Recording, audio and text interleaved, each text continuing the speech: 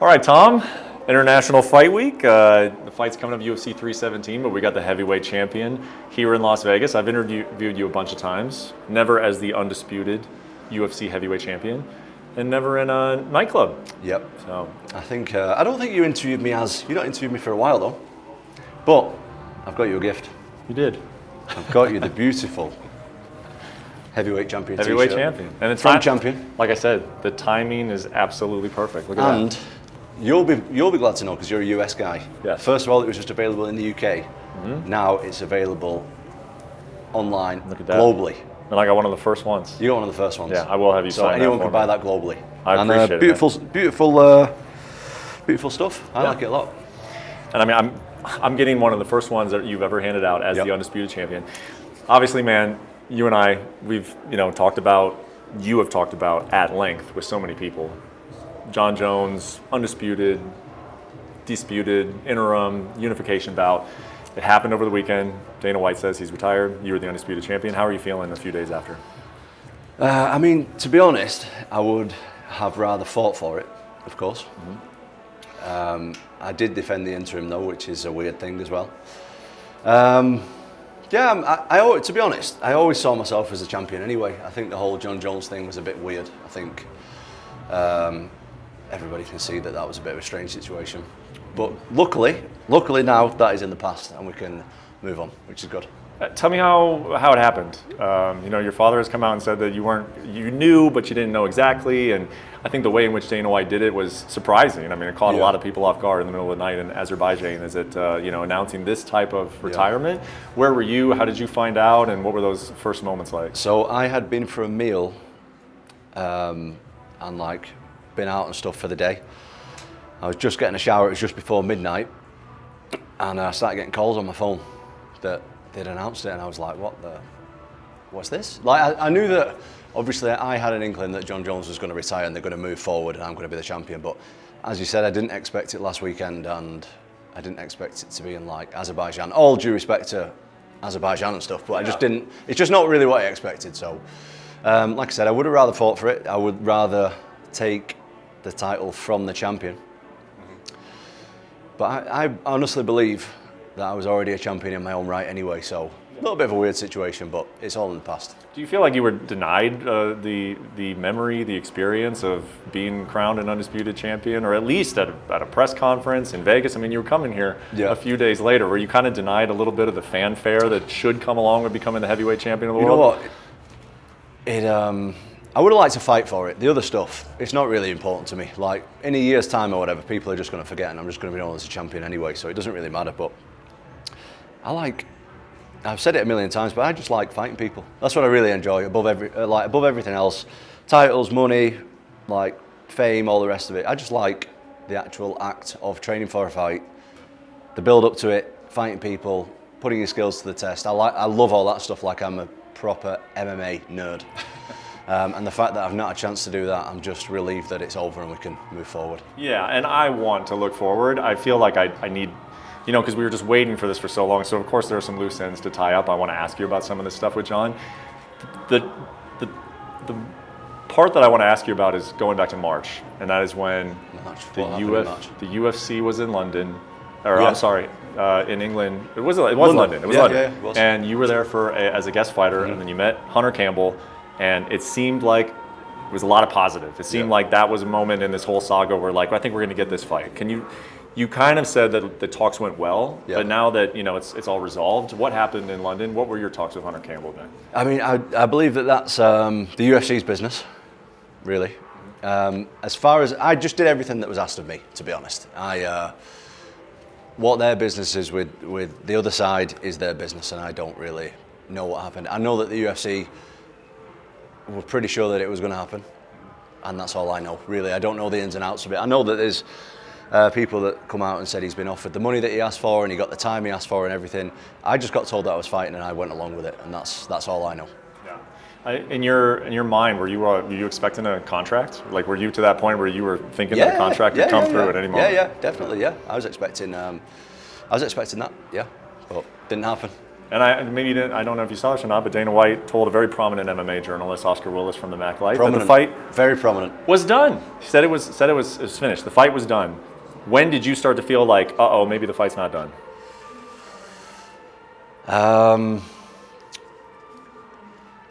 I don't know, because he was putting a lot of stuff out on social media, but people were always like, he's just playing mind games. He's gonna sign the contract, but then he just didn't. So when stuff started to come out about him speaking that he's not going to fight again and he's going to retire and stuff, I didn't know what to believe, to be honest. And I thought, I don't know if this is actually going to happen, and then it didn't. So, mate, honestly, I've said it a million times. I was never actually chasing Jon. I was chasing the heavyweight title all along. The face.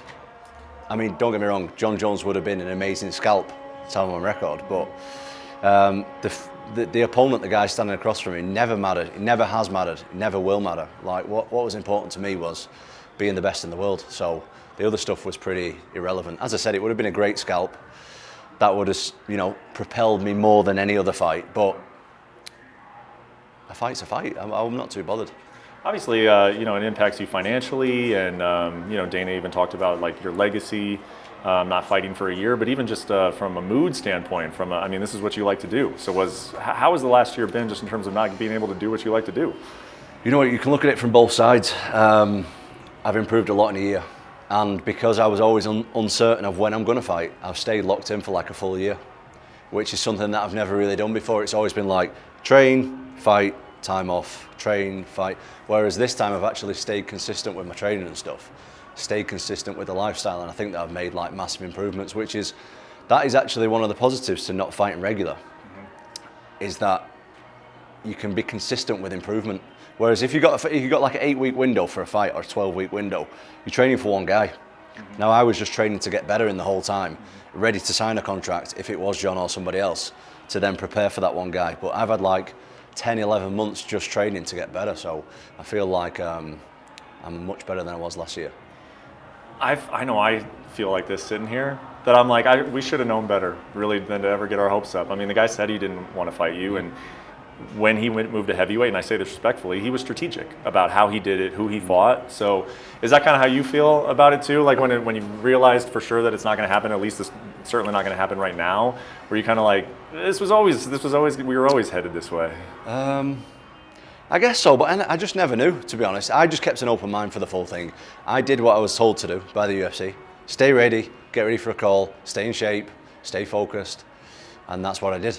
And the other business is basically none of my business. That's their business. So I stayed ready, stayed motivated, stayed in the gym, and as I said, I've made massive improvements, and I'm looking forward to showing the world. It's going to be fun. I'd be curious to ask you this as fighters' careers come to an end, there is always that, well, how are we going to end it? And Jon actually did it very smart. He's retiring essentially undefeated. Yep. He's got that legacy in check and everything. And then there's that fan expectation of like you're kind of like supposed to do this until it's almost foolish to do it. Like we've seen careers end with a lot of losing. And you're a guy who's of course said that you would like to retire before the sport kicks you out. Like going through this process and kind of seeing it unfold, but it's not from you, it's from the other side.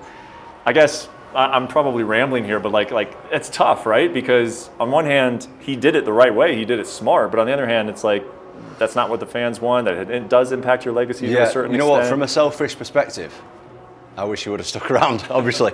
But like I said, that wasn't the fight that I was chasing. I was chasing the title, but yeah, definitely retire before the sport retires you, because now, and I don't want to drop any names, but a lot of my peers in the generation above me, I see where the bodies are at now. And I see that the sport can wear on you, man. Like, it's dangerous. It's a dangerous sport.